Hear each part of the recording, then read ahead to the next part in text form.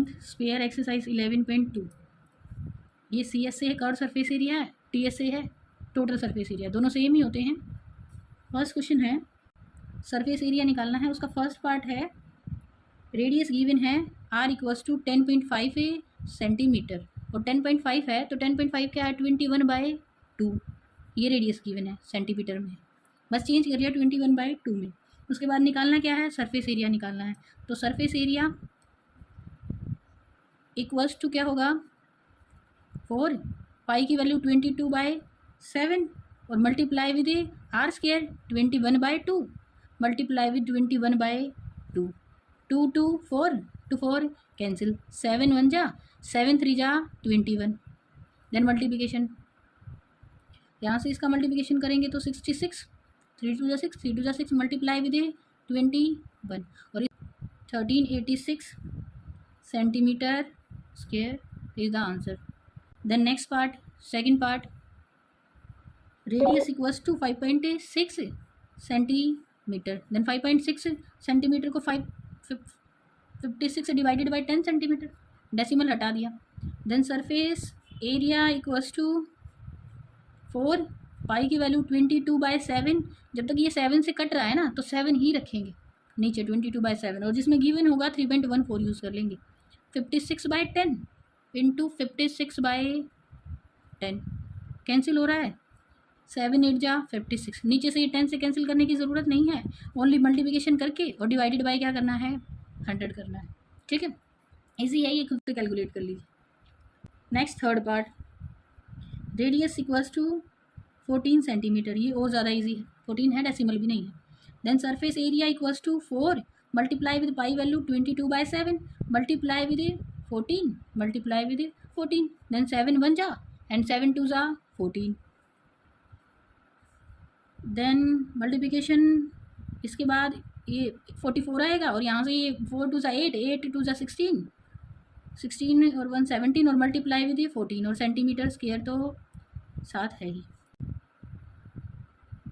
यहाँ से इसका आंसर होगा 2464 centimetre square. Question second, find the surface area of A sphere of diameter. अब सेकंड क्वेश्चन में क्या गिवन है, डायमीटर गिवन है, और ये तो सबको पता होता है डायमीटर इक्वल्स टू क्या होता है, डिनोट करते हैं डी से, इक्वल्स टू होता है 2 time of radius. Then in first part diameter equals to 14 centimetre. Then diameter 14 है, इक्वल टू किसका है 2r के इक्वल है। Then radius equals to 14/2 7 centimetre. Then surface area equals to 4 pi r square, calculate surface area ही करना है। Then 4 pi 22/7 multiply with radius 7 into 7। Then 7 to 7 cancel, अब ये इससे 4 से मल्टीप्लिकेशन के बाद 88 और मल्टीप्लाई विद 7 8 7 8 जा 56 5 कैरी 56 और 5 है 61। Then 616 is the answer. Next part 21 centimetre given है, वो बहुत ईजी है, सेम ऐसे ही होगा। अगर मैं थर्ड पार्ट में बोलूँ तो डेसिमल में गिवन है, वो कर लेते हैं। डायमीटर इक्वल्स टू है 3.5 मीटर, इक्वल टू क्या है रेडियस के 2r के। देन r इक्वल्स टू होगा ये जो है ना ये 35/10 और डिवाइडेड बाय अब हो जाएगा किसके 2 के, तो यहाँ 5/20 सेंटीमीटर ना, मीटर में गिवन है। तो आपको निकालना है surface area. Then surface area ऐसे इक्वल्स टू होगा क्या 4 पाई की value 22/7 multiply with 35/20 into 35/20।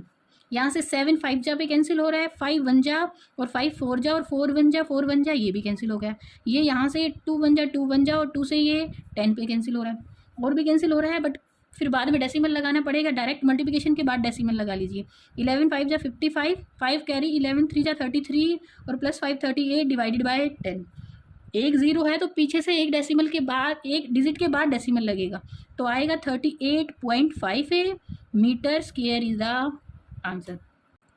Then in move to the next question, question number 3, find the total surface area of a hemisphere. मैंने आपको हेमीस्फीयर के लिए फॉर्मूला नहीं बताया है, तो पहले उसको देख लेते हैं। हेमीस्फीयर जो होता है आपका एक बाउल की तरह होता है, कुछ इस तरीके से होता है, और पूछा गया है टोटल सरफेस एरिया बताना है। तो इससे पहले सी एस ए जो होता है हेमीस्फीयर का वो 2πr² होता है। अगर टोटल की बात करें तो इसमें इसका टॉप और ऐड हो जाता है, जो कि एक क्या है, सर्कल है, और एक सर्कल का एरिया होता है πr²। तो πr² एक और ऐड हो जाएगा इसमें, तो ये 2πr² पहले से ही है, एक और πr² ऐड हुआ तो कितना हो जाएगा 3πr²। ये किसका फॉर्मूला है, हेमीस्फीयर का फॉर्मूला है टोटल सरफेस एरिया का। गिवन है आपको क्वेश्चन थर्ड में रेडियस इक्वल्स टू है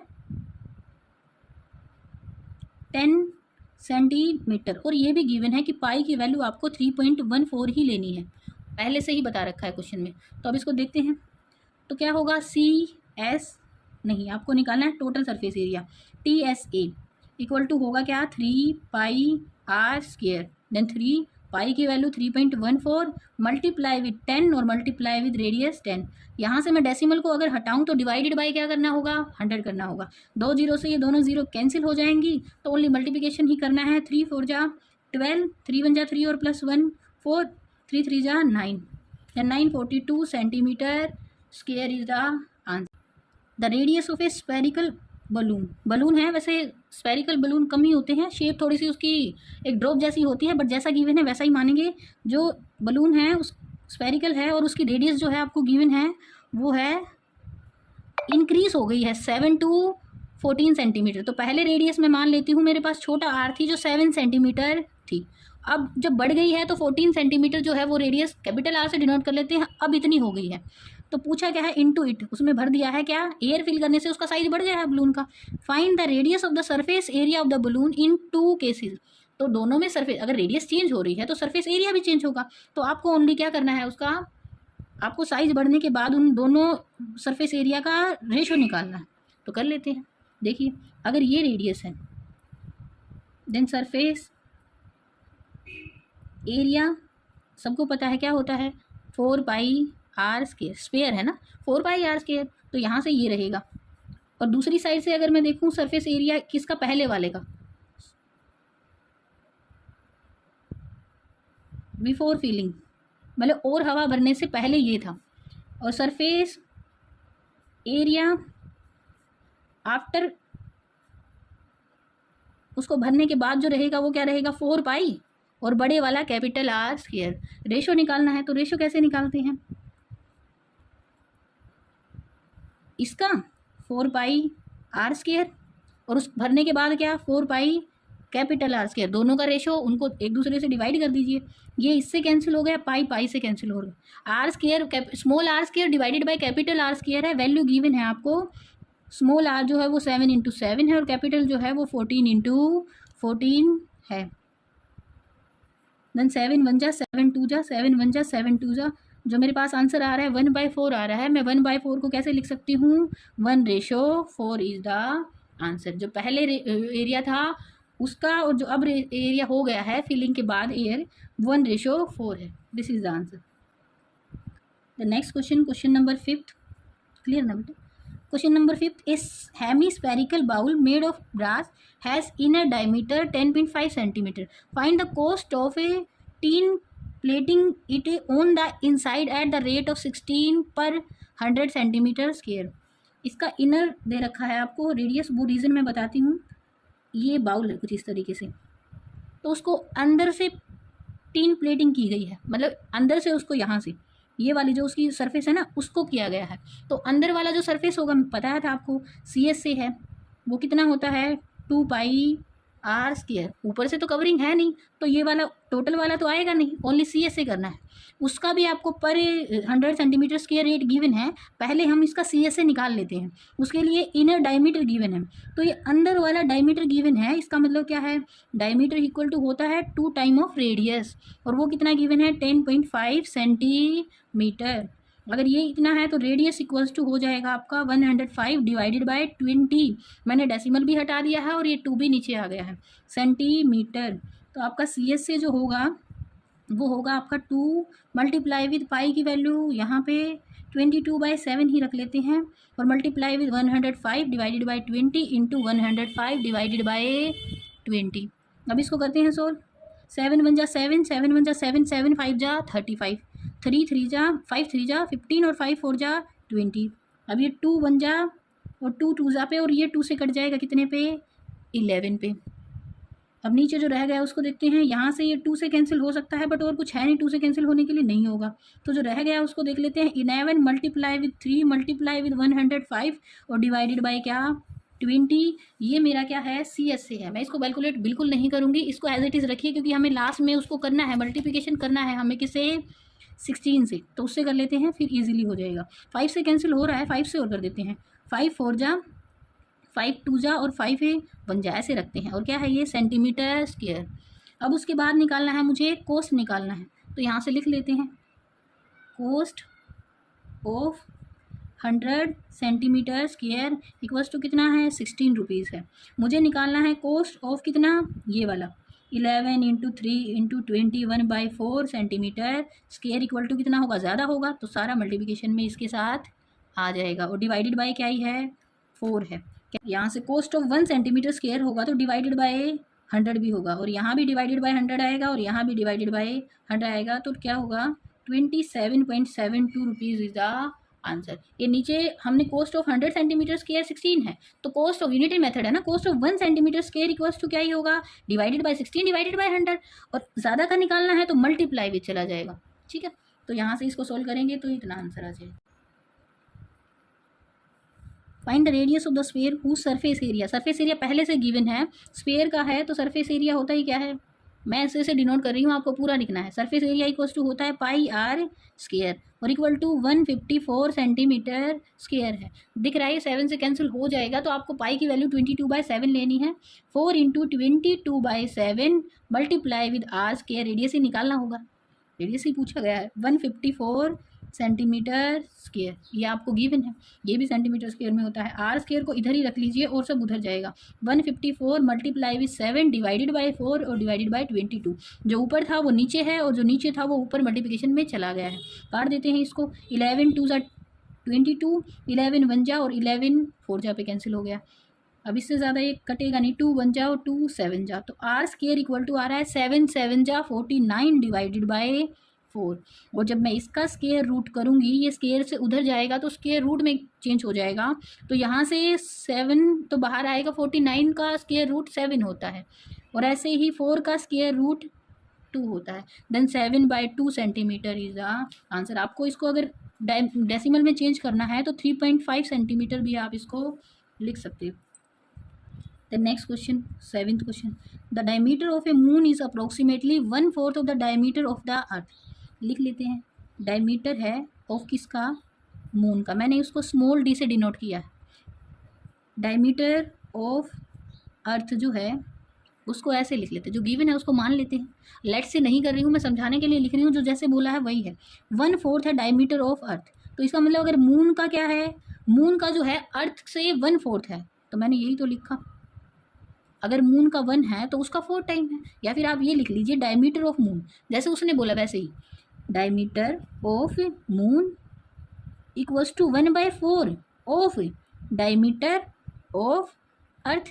अगर मैं ऐसे लिखती तो ऑफ का मीनिंग तो क्या होता है, मल्टीप्लिकेशन, और ये मल्टीप्लिकेशन से इधर आता तो कहाँ आता, नीचे, और यहाँ क्या रह जाता 1/4। तो मैंने डायरेक्ट इसको ऐसे ही लिख दिया कि मून का अगर 1 है तो अर्थ का क्या है, 4 टाइम है उसका, ठीक है। तो ऐसे लिख दिया मैंने इसको, इसी को, इतना ही गिवन है मुझे। अगर मैं इसको ऐसे लिखूँ तो मैं मान लेती हूँ लेट जो है द डायमीटर ऑफ मून, मान लिया, ये समझाने के लिए समझाया, लिखना ऐसे है।